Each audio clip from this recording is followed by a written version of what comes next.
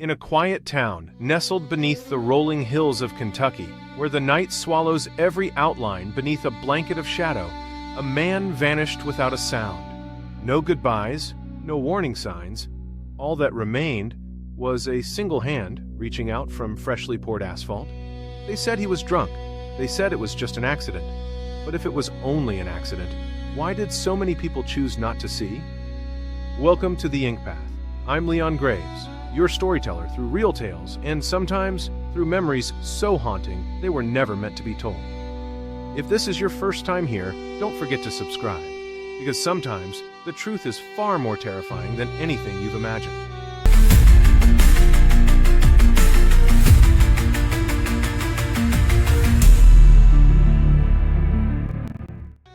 His name was Marcus Bell, 45 years old, a husband who once loved his family, a man whose laughter echoed through town festivals, whose name appeared on the local voter registry like any ordinary citizen. He wasn't a drifter. He wasn't a stranger passing through. He lived here and was buried, quite literally, by the very land he called home. That night, Marcus wandered through the dark in a haze of alcohol and confusion. He had no idea that the open construction pit ahead, unmarked, unguarded, and unchecked, would become his grave. One hand still reached upward. One life was flattened beneath something called rural infrastructure improvement. But was it just an accident? Or was it a quiet warning, a signal of the growing indifference creeping into towns that once felt safe? I invite you to join me as we piece together the memories and voices of those who loved Marcus, to understand what truly happened the night Marcus Bell stepped into the dark and never came back. The story begins with a celebration, his last joyful night beside his wife. No one knew that just hours later, the road he walked every day would open up and swallow him whole. And now we turn back time to hear it all unfold. Caleb Bell, Marcus's younger brother, described the morning after. His voice trembled, not from the cold, but because he still hadn't escaped the memory of what the townspeople saw. But before we get there, let's go back a few hours, to a nameless dirt road, where the darkness was thick as tar and smothered every sense. Marcus Bell, in a drunken haze, was staggering down Wheat Hollow, a narrow path that ran between Claysville's Central Square and the housing cluster where he lived. The road was already in rough shape, full of potholes, no streetlights, and almost always empty after midnight. But that night, something was off. Marcus heard voices, faint at first, far away. He couldn't see anyone, but there were murmurs, like people working, or maybe gathering. He thought he was dreaming. Maybe it was the alcohol, maybe it was just his mind unraveling a little. But the sounds were real. Tires sliding over gravel, metal clanking, someone laughing from across the road. Marcus squinted ahead. Faint yellow light, probably from a truck's headlamp, glowed in smudged streaks through the fog. Figures moved through it, some slow, some hurried, all of it strangely loud, for a road that barely saw anyone, even in the daylight. In Marcus's part of town, walking home in the dark wasn't unusual. A small flashlight could have saved him a lot of trouble, but he didn't bring one. Maybe he didn't think he'd need it. Maybe he knew the road too well. Or maybe, like most drunk men, he thought nothing could touch him. They say that when a man's about to die, he feels it, like a crawl on the back of the neck or a sudden chill down the spine on a summer day. But Marcus felt none of that, just aching legs, a dizzy head, and a strange kind of emptiness in his chest. Then a gust of wind, sharp and chemical. It carried the bitter stench of hot asphalt and machine oil. Marcus wrinkled his nose. Must be roadwork somewhere, he mumbled. What he didn't know was that the road beneath his feet was the work zone, an active construction site, unmarked, unlit, unguarded, in the middle of the night. And then silence. No more engines, no more voices. But the darkness, it stayed, heavy, like a pit opening beneath him. Marcus stopped walking. Maybe instinct. Maybe something deeper. That old, forgotten animal part of him whispering, "This is wrong." He looked around, tried to orient himself, but all he could see was a faint, flickering glow in the distance. Maybe the end of the road, or maybe just a truck pulling away. In front of him was nothing, just a black, empty space. He took a breath and stepped forward. I had no idea any roadwork was approved for that time of night. No one reported anything. There were no warning signs, no permits, nothing. The whole thing was ignored completely. But what haunts me the most is that Marcus walked through an active site with workers, machines, flashing lights, and no one, not a single person, noticed. No one saw Marcus Bell walk by. No one was alert enough, or maybe no one cared enough, to stop a drunk man from walking headfirst into a trap built by human hands. The sky stayed dark, the wind kept whispering across the dew-soaked cornfields. And in that moment, Marcus Bell's life was just one step from the point of no return. I still remember the look in Caleb Bell's eyes when he recounted the final moment his brother was alive, at least in some sense of the word. He said it happened when Marcus missed a step. No scream, no warning, just 1 foot forward, and then he was gone. It takes us back to around 2 a.m. Wheat Hollow Road was almost completely silent, save for the wind rustling through the bushes and the faint scuffing of Marcus Bell's boots dragging across gravel. He moved like a ship that had cut loose from its mooring in the middle of a storm, his vision blurred by booze, his ears humming with that bourbon buzz. But honestly, his heart had gone quiet long before his footsteps did. He didn't have a flashlight. No phone either. It was either dead, or he'd left it at the bar after a few too many glasses of Kentucky whiskey. Whatever the reason, Marcus was out there alone, relying on legs that were failing him one uncertain step at a time. They say I was just the steamroller guy, not the one in charge of watching the pit, but the truth is no one was watching anything. Half the site was pitch dark, no signs, no warning tape. If someone fell in, we wouldn't have a damn clue.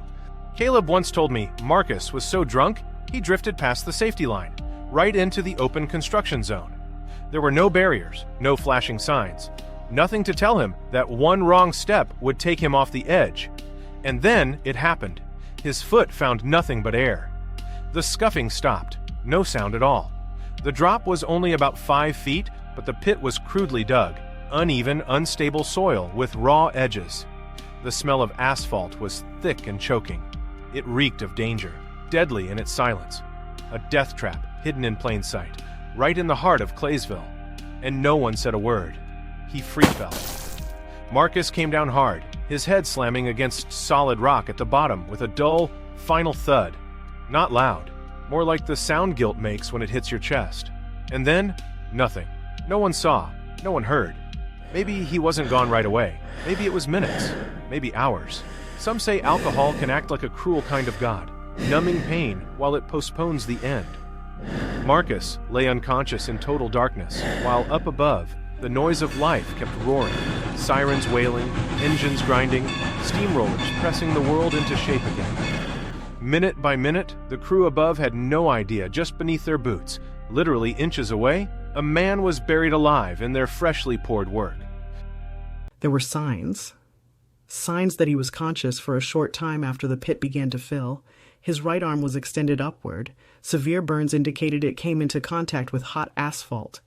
It's the only part of him that surfaced, like a signal, like a last, desperate call for help. If fate had a soundtrack, this would be the final notes. Soft, cruel, inevitable. A body twitching in the dark, surrounded by hundreds of degrees of searing heat, a hand reaching up into nothing. But there were no rescuers waiting, no hand reaching back, just the slow approach of the roller, cold and unstoppable, until the silence was complete. Marcus Bell's fall didn't make headlines. The world didn't shake. But in Claysville, and for Caleb, and for me, the one who pieced this story together from whispered memories, it echoed like a warning bell. Because sometimes a fall like that isn't just about alcohol. Sometimes it's about neglect, about a road so familiar that no one stops to wonder whether it's still safe. And so, Marcus disappeared into a mix of molten asphalt and broken stone. No farewell, no final glance, just one misstep, and a man lost in the cracks. I got to the site around 5 a.m. The pavement was still warm under my feet, and I couldn't believe what I saw, a hand rising up from the asphalt. I first heard this story from Alan Reed's grandmother. Alan was one of the 2 road workers on duty that fateful night. Her voice trembled, not just with age, but with something that clung to her deeper, haunting. She told me he just wanted to earn a little extra cash. He didn't know he was walking straight into a nightmare. And the truth is, it wasn't just Marcus Bell who got swallowed by that nightmare. It devoured everyone who, unknowingly, helped shove him into the deepest corner of forgetfulness. After a deadly fall into an unmarked construction trench, Marcus Bell lay motionless in the dark while time kept moving forward. Above him, the work never stopped. No caution cones, no warning tape. Wheat Hollow was just another back road halfway patched together by rushed funding and careless oversight. According to folks who lived nearby, the city had hurriedly dispatched a crew to cover a string of gaping potholes along the main road into Claysville. It was dark. The site's overhead lights weren't even fully turned on. Trucks and equipment thundered on through chaos. No one was spotting potholes. No one checked the pits before hot tar was poured in. And just like that, fate sealed the last exit for Marcus in silence. We were just following orders. As long as we finished on time, that's all that mattered. They told us to pour over any spots that hadn't been paved yet. No one thought there'd be someone down there. I mean, how could we? It was pitch dark. We were all exhausted. Alan's grandmother told me Alan had never harmed a soul in his life, never imagined he'd carry the burden of taking a life. But it was his hand working the lever, tipping the scalding, bubbling tar into the pothole that unknowingly took down a man passed out drunk in the trench below. There wasn't a sound that came from the pit, or if there was, it got swallowed up by the roar of engines, the grinding of tires, and a rainstorm of tar pouring over Marcus's hair, face, and lungs. The roller smoothed the pavement over for several minutes. A new surface, neat and level. Most folks passing by would have nodded at a job well done. But buried beneath that fresh blacktop wasn't just a few layers of industrial mix, but a man, his dreams, and the fragile hope of making it safely home. Marcus didn't scream. Maybe he couldn't imagine what was happening. Maybe the alcohol distorted his sense of reality, made it impossible to tell whether he was stuck between nightmare or waking death. Whatever the case, he sank quietly beneath the tar. One life claimed by a work crew that forgot the warning signs. The heat-related trauma showed the victim still had reflexes when the asphalt started covering his body, especially the right arm. We found signs of muscle tension, burns consistent with a last effort to reach upward. In other words, he was still alive when he was sealed under. But Marcus did manage to leave behind one final trace of his existence.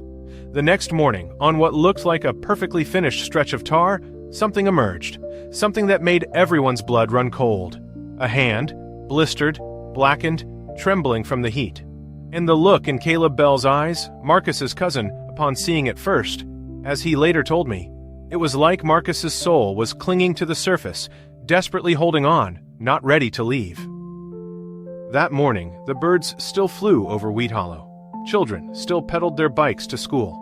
And that hand, that lone hand of a man more familiar with that road than anyone else, had to die to remind everyone just how casually horror can hide beneath the weight of a steamroller. No name was etched into that stretch of road. No plaque, no memorial. Just the quick erasure of asphalt paving over the truth, and a conscience sinking deep into the pit left by careless hands.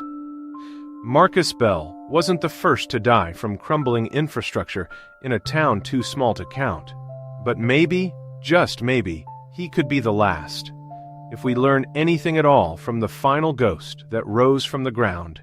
The morning of September 19, 2015, dawned clear over Wheat Hollow. The sun rose earlier than usual. Everything seemed normal. Folks walking their dogs, kids pedaling towards school, old-timers sipping steaming coffee from chipped enamel mugs on their porches. It was quiet, peaceful, until someone walked past the newly paved stretch of road, the very spot where Marcus Bell had been buried alive, and noticed something the night hadn't quite had time to swallow. 3 carpenters were rolling their tool carts down the road when the one in front suddenly halted. He stared at the asphalt and stepped back. "What the hell is that?" he said. All 3 huddled closer, then fell silent. Protruding from the smooth black surface was a hand, bruised, blistered, warped by heat and pressure, fingers bent stiff like they were clawing at what little was left of the world.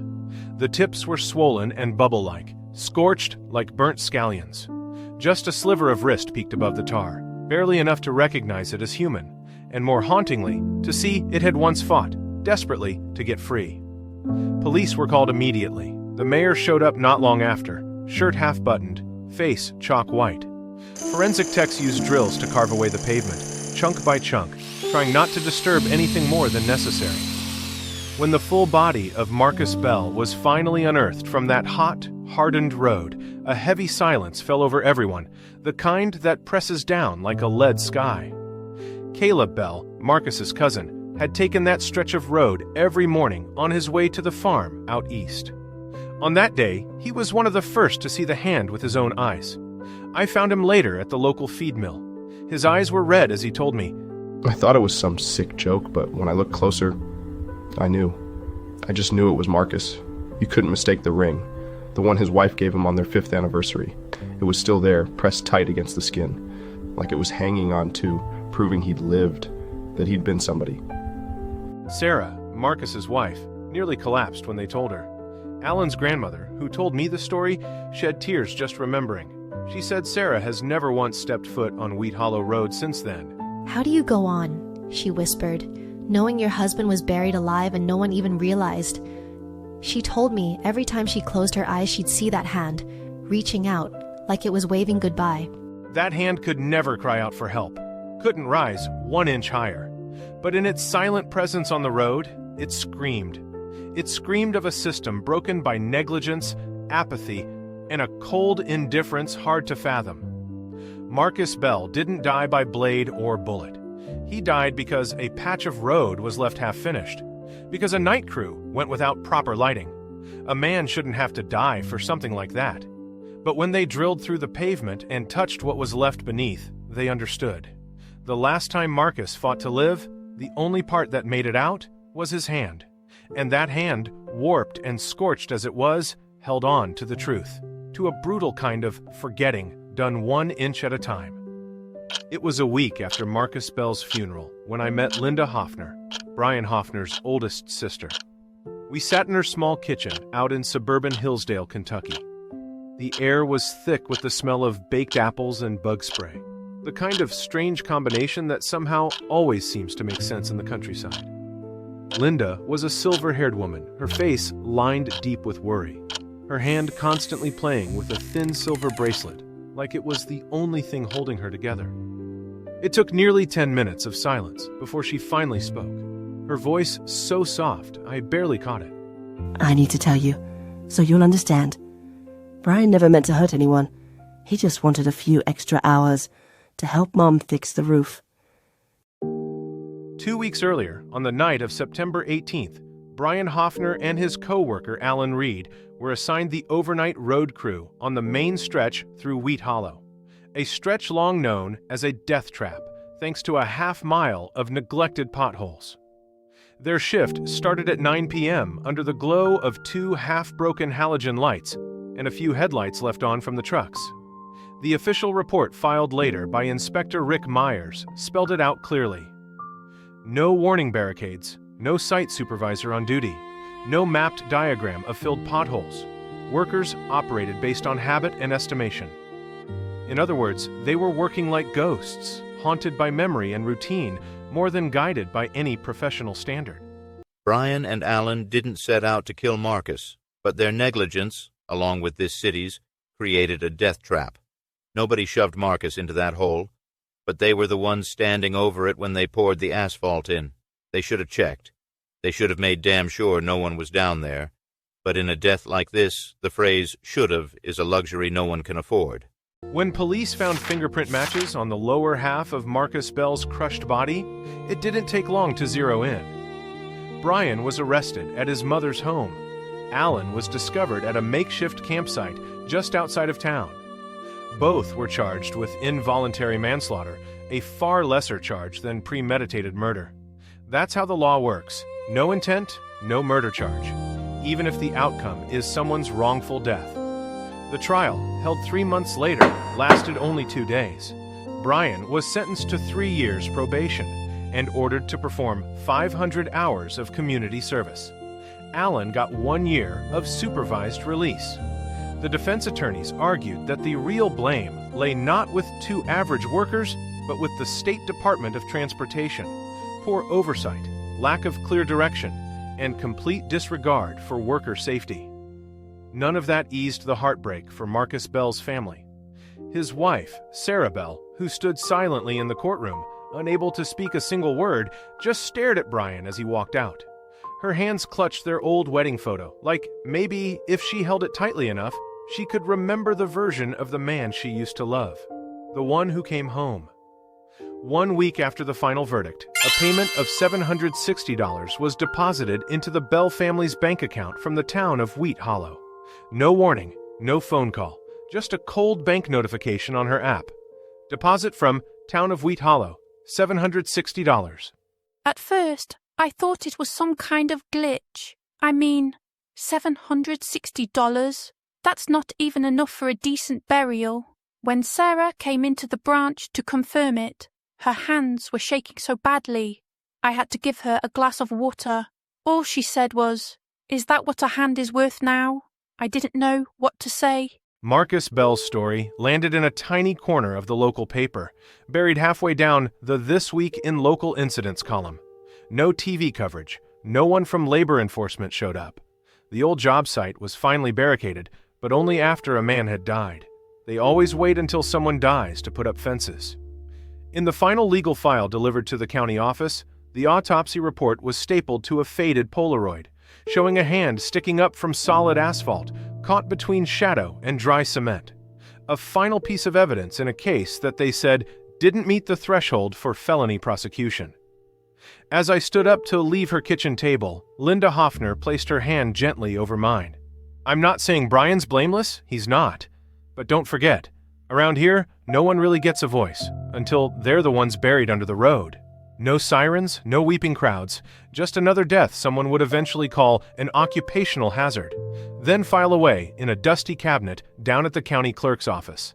And soon enough, people drive over that road again, like no one had ever been buried there. I used to think, if the moon had been out that night, maybe things would have turned out differently." I'll never forget those words. They echo in my mind like a funeral horn, fading into the gray evening air of Wheat Hollow. The man who said them was Harry Whitman, owner of the old bar at the far end of Main Street, the last place Marcus Bell was seen alive before heading home on the night of September 18th. I visited Harry a few days after I read the final investigation report. His bar was like every other building in this tired little town: dark weathered wood, low ceilings, flickering amber lights, and a blend of cigar smoke and mildew spray in the air. He wasn't wearing a uniform, just a slouching t-shirt and a pair of flip-flops, but his eyes carried the weight of someone who'd watched a familiar face walk out the door and never come back. "I was the last person to see Marcus," he said. His voice was raspy, soaked with the residue of old bourbon. He didn't say much, just came up to the counter, ordered one last bottle, slurred a little. I joked that if he showed up home like that, his night owl wife would shriek him straight. He chuckled, but the laugh stopped halfway, like something buried along with Marcus. Marcus Bell's accident was closed fast, too fast for the folks in Wheat Hollow who drove over the patched stretch of road every day like nothing ever happened. But there's one thing that asphalt can't bury: memory. That's why I came back. The patch was some 30 steps past the old gas station. The repair was darker than the rest of the road, like a stain time hadn't yet washed away. I stood on it, and I don't know why, but a chill ran down my spine. That site should have been completely shut down for proper overnight construction, and we're talking 2 layers of barricades, reflective signage, and a flagger at the entrance. But the project logs say only 2 night shift workers were on site, and there was no field supervisor. To put it plainly, they patched the road like they were patching a pair of torn pants. No inspections, no safety audits, no paperwork. And Marcus paid the price. So, what about the system? Town leadership? State Transportation Department? All those stamps and signatures on every permit? Did anyone even read them? Or did they all just slide under the bureaucratic rug like heavy plastic sheets pressed down over unfinished mistakes? I tried to dig deeper, but at the county office, all I got were tired glances and the kind of silence you hear when a name's been spoken too many times, enough that no one wants to say it again. Small towns like Wheat Hollow have a peculiar way of dealing with loud questions. They soften them into quiet, consenting silence. Nobody asks, nobody presses, because they know the system doesn't fracture easily from within. Sarah Bell, Marcus's wife, has since moved away. Their little tin roof house now sits empty, a faded for sale sign taped across its windows. Word is she moved to Louisville, started working at an emergency medical relief center. Whether or not she brought their wedding photo along, no one knows. But people say when someone asks her about Marcus, she just says, "Back in my hometown, a man's life costs exactly the price of a midnight layer of asphalt." I met Linda Hoffner again, Brian's older sister, one last time, early that winter. She pulled a worn card from her wallet, the corners frayed with time. A handwritten thank you note Sarah's family had sent to someone who helped cover Marcus's funeral. The handwriting was shaky, but the last line was clear. "I pray that if someone you love ever falls into a dark hole, there will be someone there with a light, and they'll stop in time." Linda didn't say anything else. We said goodbye quietly under the pale December sky of Kentucky, where the potholes may be filled again, but the hearts aren't. Marcus Bell wasn't the first man swallowed by the negligence of a broken system, and he sure won't be the last. But he stands as proof. Not everyone buried under the earth is truly dead, and not everyone standing above it is truly alive. So next time you drive over a patch of darkened road in a sleepy little town, take a moment to look down. You might be crossing over the memory of a hand that once reached up for justice and found nothing but the silence of one more tire rolling by. Thank you for watching. If you've made it this far, you now know more than most people ever will about what happened in that break room. But the story isn't over. There's still the basement, the notebooks, and the one question no one can answer. Why? Subscribe to the Inkpath if you haven't already, and don't miss what comes next. New episodes every Tuesday and Friday. I'm Leon Graves. I'll see you in the next one.